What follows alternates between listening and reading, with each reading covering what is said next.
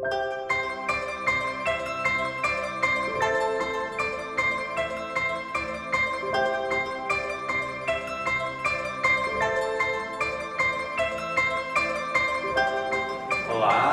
sou o Sidney.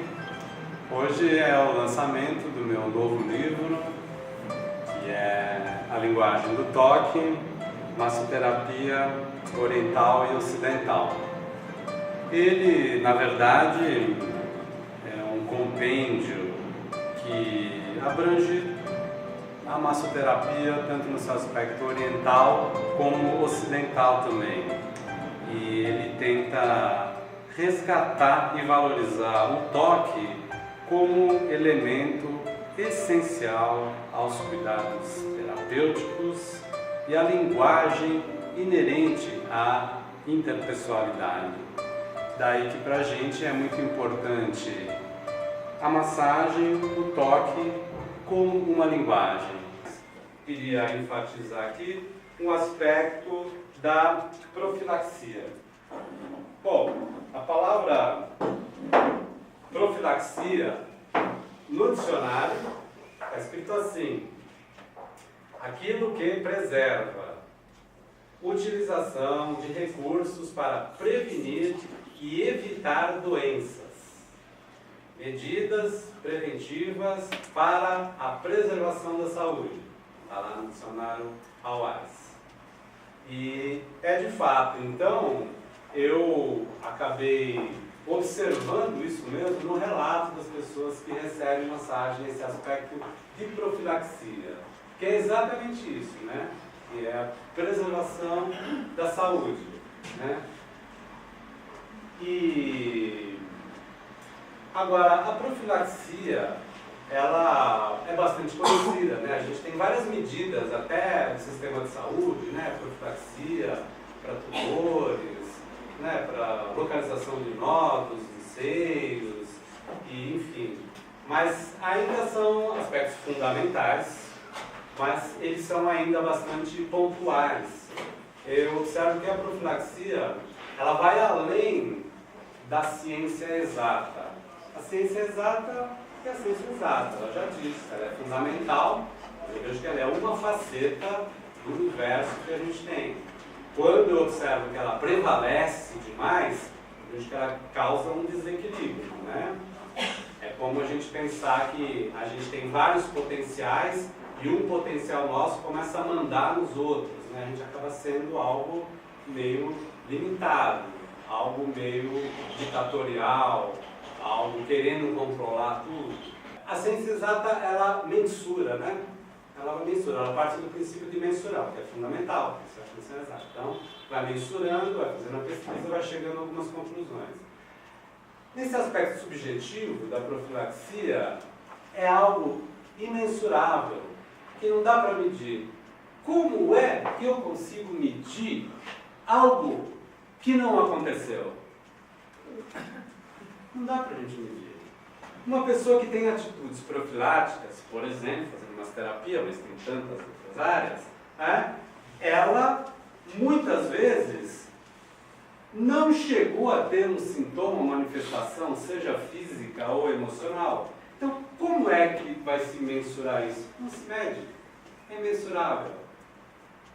Então, a única maneira de a gente ter certeza é a pessoa falando, espontaneamente. As pessoas relatam que elas, ao longo dessas atitudes profiláticas, elas percebem que elas ficaram menos vezes com sinais, sintomas ou doenças, e percebem que quando tiveram sintomas e doenças também, foram de uma maneira mais amena e, principalmente, bastante consciente daquilo que está acontecendo com ela. De haver uma consciência, né? Até volto àquela frase do Boff, que ele diz que existe saúde e doença, mas existem pessoas doentes com saúde. Eu leio a pessoa doente com saúde, é aquela pessoa que está ciente do que está acontecendo. Ela percebe que é uma cartada da vida. Gente, acontece comigo, com qualquer um de nós. Você consegue estar saudável mesmo uma situação com bastante limitação, né? A gente nunca quer estar limitado, a gente quer estar aí, quer trabalhando nisso, fazendo aquilo. Agora a limitação é grande, né? Então você pode estar saudável e ciente daquilo que está acontecendo. Que é isso que o Bob fala, então, que existe a doença, sim, todos nós aqui já temos doentes, né? Pode ser que ainda vamos ficar, né? Existe a saúde, mas você pode estar doente com saúde. E também tem aquela pessoa que não apresenta nenhuma doença e está bastante doente, limitada, viciada, apegada, dependente, e aí vai por todos os outros comportamentos, né? Então, para mim, me chama muita atenção esse aspecto profilático daquilo que é imensurável. Isso a gente consegue detectar nessa nossa arte, nesse nosso ofício.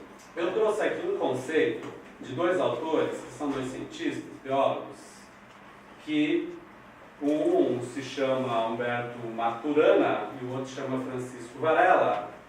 Isso lá na década de 70, mais ou menos, eles começaram a colocar essa ideia e numa visão mais científica, porque eles eram cientistas. E foi um primeiro momento de vários outros autores que usam ainda como referência, e nós usamos também, que é a síntese, a visão sistêmica. Ao longo do tempo, tem outras palavras que também significam isso. A palavra visão holística, ligada à palavra holos, do grego, que significa uma totalidade, significa a mesma coisa. E o que é bastante semelhante, análogo a essa visão da medicina tradicional chinesa, do taoísmo, que é a visão da unidade com a diversidade. Então, todos esses conceitos dizem o quê? Dizem que a gente está numa cadeia interativa absolutamente dinâmica. É como se a gente imaginar aqui, né? Se vem alguém aqui e fala, a gente está ali conversando e tal, vem aqui, mas fala, estamos aqui em 45 pessoas, né? Isso seria uma totalidade numa visão exata, numa visão holística ou numa visão sistêmica. Não, nós não somos 45. Você imagina a relação que a gente tem um com cada um com cada um com a totalidade. Você imagina que rede? É uma rede imensa que a gente tem, que se fossem outras pessoas era outra situação, não era a mesma coisa que está acontecendo aqui.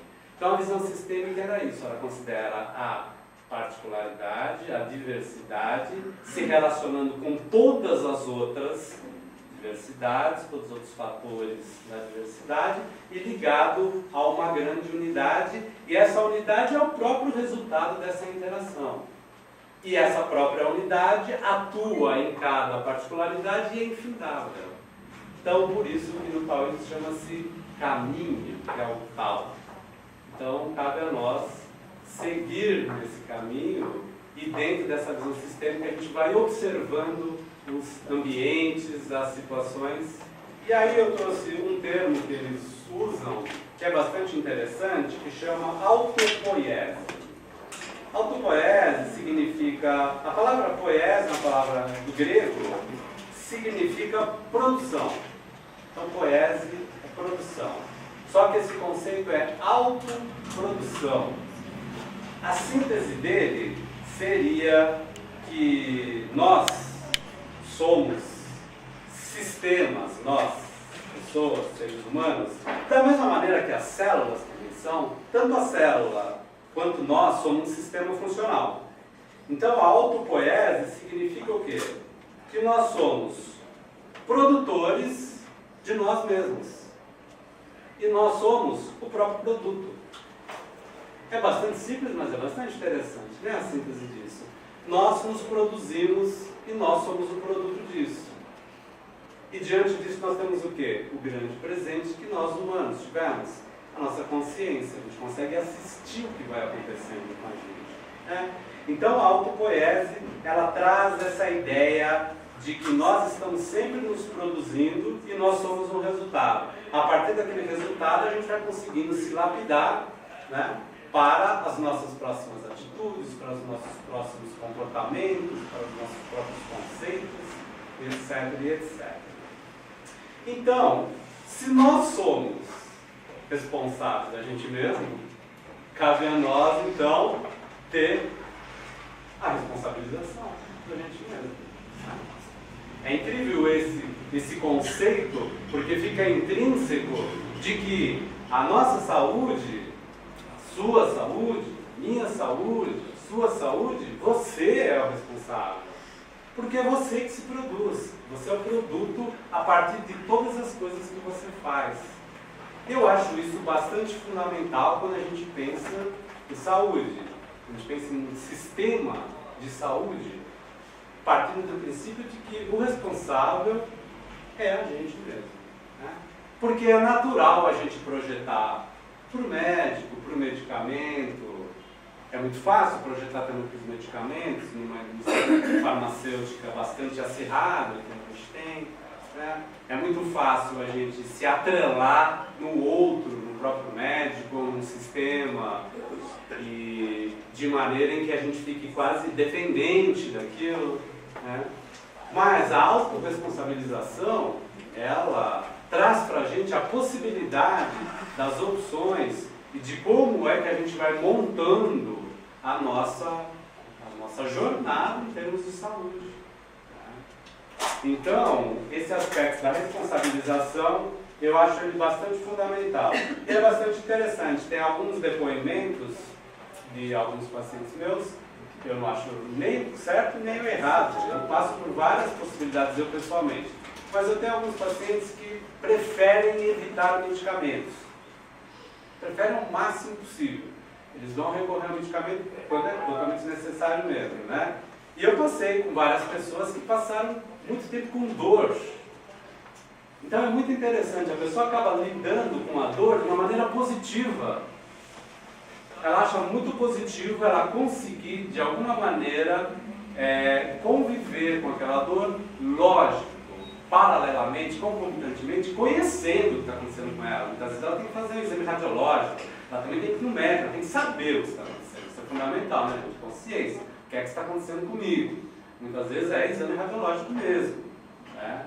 Mas a pessoa conhecendo aquilo e avaliando, muitas pessoas optam, eu tenho alguns relatos, optam em conviver com a dor durante um tempo, sabendo que ao longo do tempo o corpo vai absorver esse algo que vai ser absorvido no corpo e que aquilo pode acontecer uma transformação, e também percebendo que muitas vezes aquele sintoma físico está muito atrelado a um comportamento, a uma repetição.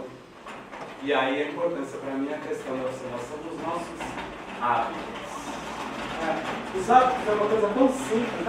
E a gente fala, eu tenho o hábito de sentar sempre nessa cadeira. Eu tenho o hábito de fazer isso, o hábito daquilo. Parece que são coisas são simples. Mas os hábitos são os alicerces. São os alicerces dos nossos vícios. Os hábitos, eu acho que é o grande estudo que a gente tem. É o lado profilático que a gente tem, entende? A gente se observando o tipo de hábito que a gente tem. Você vê, pode pensar algum hábito seu ali, que é aquele que é difícil, que você gostaria de mudar. Lembra aquele? Então, aquele, sabe aquele? Então, né? Você gostaria de mudar, não gostaria? Você já tentou, já tentei 10 vezes. Mas é difícil, né? É difícil. Tem alguma coisa da gente que nos leva para aquilo. Leva a uma certa dependência, a um atrelamento, a quase que uma necessidade, né? Então o hábito ainda é um lugar que a gente consegue lidar. Por isso a gente vê bastante importância nessa questão da observação dos hábitos. Né? Mais uma vez, os hábitos é um bom exemplo para essa visão da autopoiese. Não é? Se eu repito muitas vezes aquela mesma atitude, aquele comportamento, uma coisa que eu faço, ou que eu ingiro, que muitas vezes os nossos hábitos estão na questão da ingestão, da alimentação, né? Eu estou produzindo o resultado disso que eu optei em fazer. Aí, somando um pouquinho desse outro autor que eu falei, que é o Lipton, a síntese do que ele traz que é o estudo das células mesmo, né? Da importância do ambiente para a nossa estrutura celular.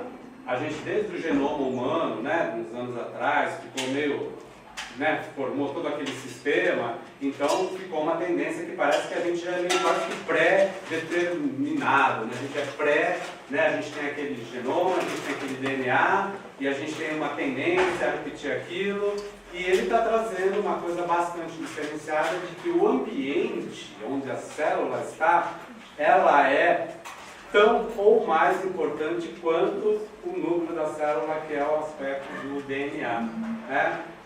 É muito interessante essa visão da ciência, dessa ciência da vida mesmo, né? Porque a gente traz isso para nós, para o nosso comportamento, né? A gente traz isso no aspecto psicológico, na nossa interpessoalidade, né? Não é verdade? O ambiente, gente, a importância do ambiente. O ambiente, ele vai moldando a gente também, não é? A gente se adapta aqui, se adapta ali, e a gente vai indo naquela tendência daquele ambiente que a gente tem, né? Mas nós temos muita arbitrariedade do ambiente que a gente quer estar, em todos os sentidos, sentido afetivo, sentido sexual, sentido profissional, né, no dia a dia, no relacionamento com as pessoas, né? Então a gente tem uma boa capacidade de como nós nos inserimos nos ambientes, né? Isso é bastante interessante nesse aspecto mesmo mais pontual da ciência, da própria célula, né? Célula que é, como o Lipton fala, né? As células é como se fossem pequenos seres humanos. Ela tem uma inteligência, como nós temos também, e a grande pesquisa dele, que ele tem várias pesquisas, isso já está bastante consolidado, é que essa inteligência da célula não é o DNA. A gente sempre pensa, célula ou DNA é a inteligência da célula? Não, o DNA é a memória daquilo que vem ao longo do tempo, desde a nossa espécie, etc. e tal. Mas o cérebro da célula, na verdade, está na membrana da célula. E a membrana é aquela que estabelece a relação com o ambiente, que está no externo, né? Então, é bastante interessante essa visão mais pontual, mais científica, porque é algo que a gente diz isso dentro desses conceitos mais ancestrais, do próprio taoísmo, de outros conceitos mais ancestrais, que é de fato a importância do interrelacional, da relação com o outro, né? No taoísmo se fala assim, o que é, o como aquilo está acontecendo e em que circunstância. As três coisas têm a mesma importância. O que é, o como eu vou estar lidando com aquilo e em que circunstância aquilo está acontecendo. Mais uma vez, já traz essa ideia, nós estamos falando desses conceitos faz 5.000 anos atrás, coisas escritas na China, né? Que hoje em dia a gente vê num aspecto mais pontual, no aspecto científico da célula. Então isso é muito bacana para mim, de ver, né, que nessas várias frentes, do lado mais acadêmico, do lado mais editorial, do lado da prática mesmo, né, as pessoas falando, contando seus depoimentos, que a gente vê de fato essa verdade, esse saber é uma verdade que acontece mesmo, né, não é só na teoria. Aproveitando esse gancho todo, a gente vai agora então conversar um pouquinho aquilo que ali eu coloquei como, usei a palavra terapias, eu coloquei todos os nomes para brincar um pouquinho. Eu coloquei o nome terapia alternativa, né? Aí coloquei complementares e coloquei integrativas. Coloquei isso para brincar, porque depende de onde você está, um nome funciona melhor que o outro. Acabou tendo um termo, né, que ficou PICS, que pessoas usam, que é práticas integrativas e complementares em saúde. Então esse nome PICS, ele foi inserido em várias coisas, vários documentos mais estatais, congressos e tal, e acabou sendo um nome bastante usado. O Armando, por favor, pudesse estar aqui, Armando. Armando, como eu falei, então, ele que, na verdade, foi um precursor mesmo em termos de curso de, naquela época chama massagem terapêutica, né? Curso de massagem terapêutica no Brasil, foi ele que começou. O Plínio, por favor, eu já falei, então ele é o coordenador lá, né, do Círculo Libanês. É bem interessante, né? Para mim é ótimo juntar os dois aqui, porque começou, né? E ele traz para a gente o Plínio, como é hoje em dia no hospital, uma visão acadêmica, com aqueles médicos, aquilo tudo, como é que está funcionando isso? Eu acho que a gente viveu nos anos 60, nos anos 70 no Brasil, uma realidade extremamente dura, que só quem viveu aquela época tem uma lembrança de como uma influência de militares no dia a dia da gente trouxe uma série de limitações, uma série de questionamentos que o termo, na minha opinião, alternativo, surge de uma alternativa de lidar com aquela realidade daquela época. Era uma realidade que a gente tinha medo até de se juntar. Eu falo um pouco do Rio de Janeiro, onde eu vivia naquela ocasião, juntava 3, 4 pessoas, a sensação que dava que já havia polícia, não sabia o que estava acontecendo, o tumulto era aquele, 3 pessoas juntas conversando sobre alguma coisa. E essa alternativa a uma forma de viver que estava sendo opressora, ela abre um grande leque de questionamentos de final do século XX. Eu acho que o século XX vai ficar marcado na história como um século de grandes perplexidades diante da realidade. Depois, no início do século XXI, nessa realidade que a gente vive agora, que é uma realidade que agora a gente está precisando de algumas coisas alternativas mesmo. Eu acho que agora a coisa está pegando de vez, porque a gente tem assim, tudo que a academia mostrou, e a gente considera até que a academia ela quebra a Segunda Guerra Mundial, ou seja, a ciência que nasce para solucionar uma série de problemas das pessoas, ela é envolvida pelo grande sistema capitalismo selvagem que esse que a gente vive, que tudo é por dinheiro.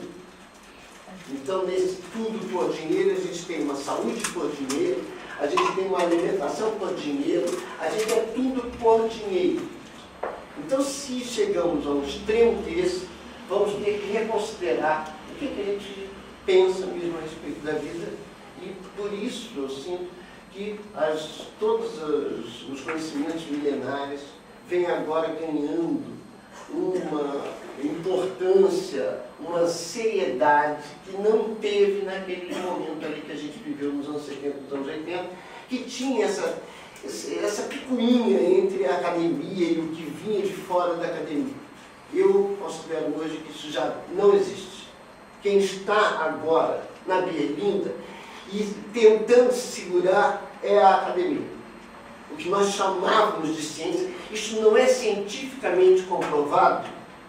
Hoje eles têm que se virar para comprovar, porque na verdade as coisas sempre existiram, sempre funcionaram, e a ciência está atrasada em termos de comprovações do que o Sidney falou aqui a respeito da cadeia genética e do DNA. E um livro desse, na mão de então foi pontuando, ele está estudando, eu acho que esse livro é para qualquer pessoa.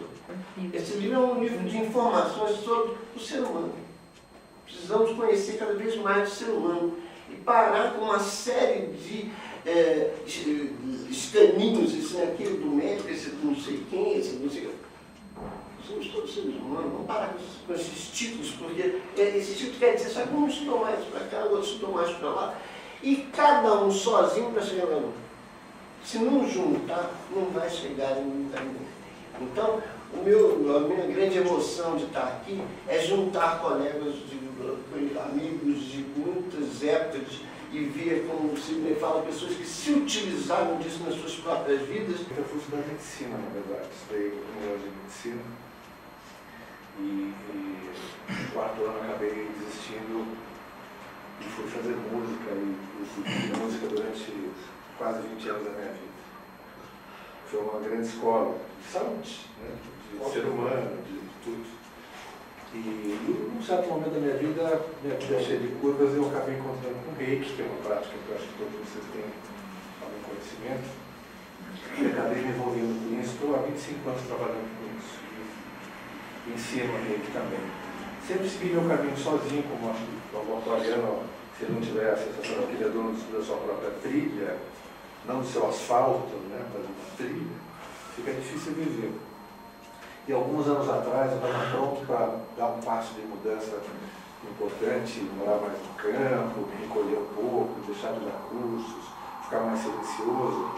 E um amigo, Paulo de Tarso, que você acabou de falar, que era meu aluno também de Reiki, ele estava começando um serviço de medicina integrativa no Einstein, e ele me pediu para conversar um pouquinho com alguns profissionais que estavam lá, né?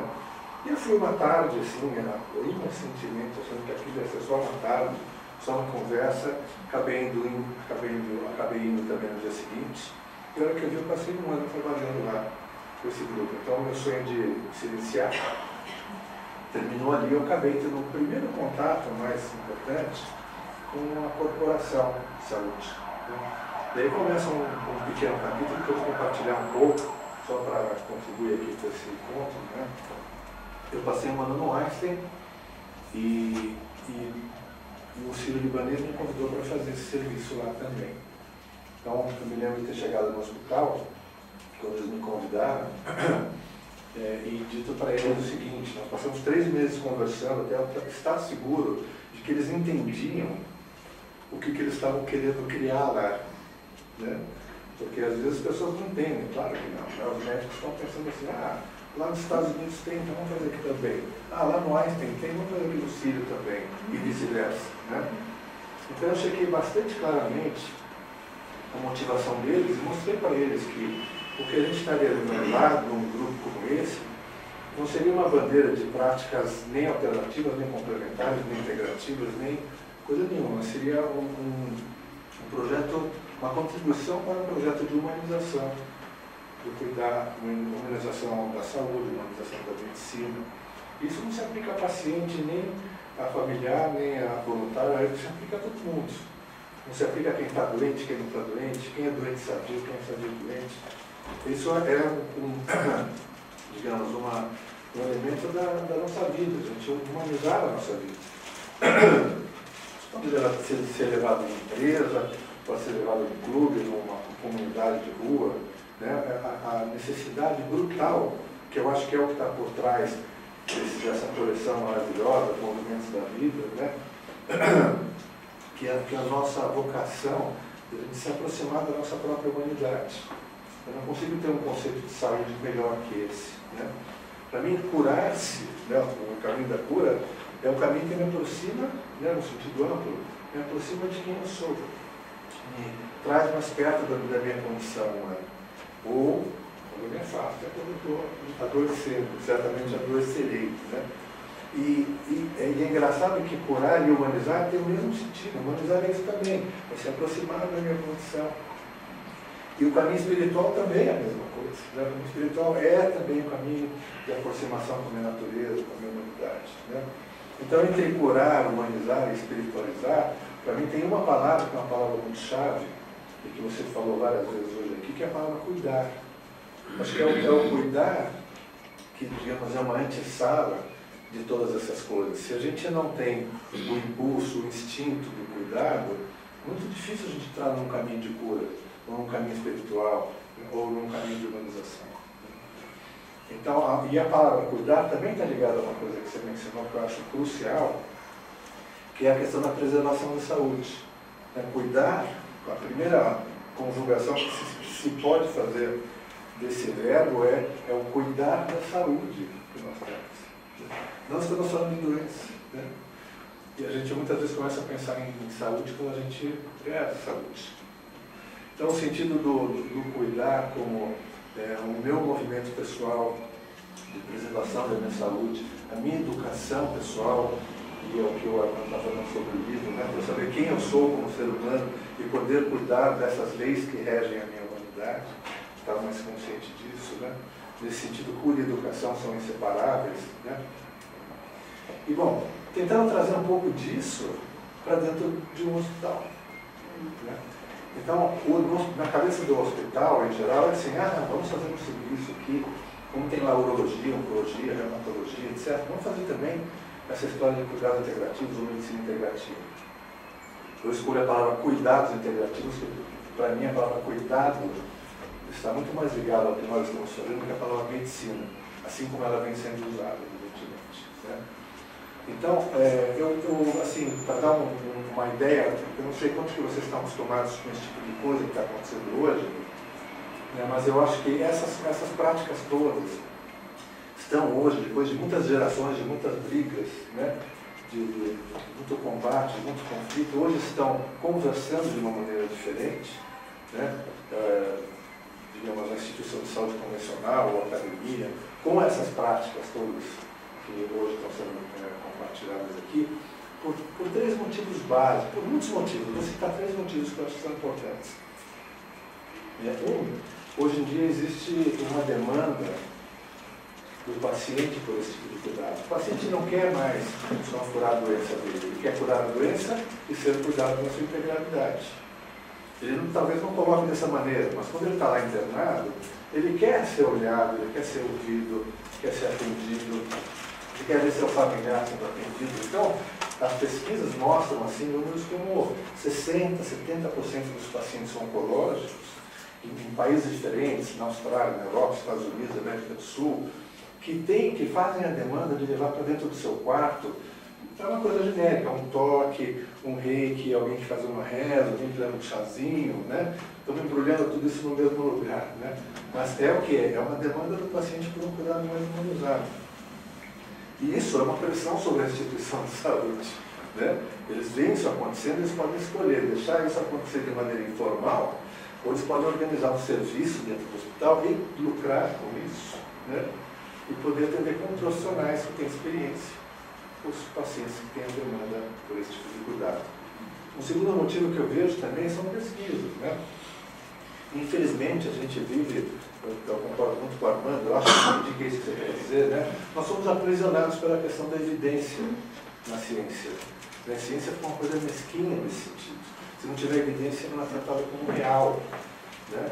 E a nossa medicina baseada em evidência, que é uma coisa da qual a própria medicina se orgulha, né?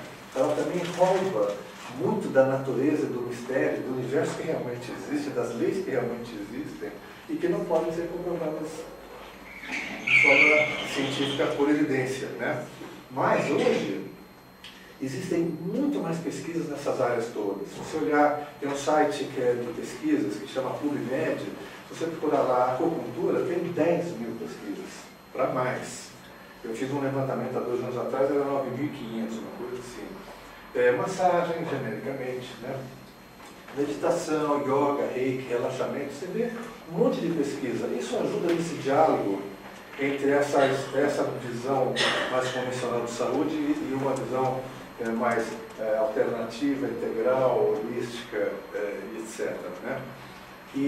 Então, hoje, o fato de ter mais pesquisa é muito importante porque ajuda no diálogo e também traz melhores pesquisas.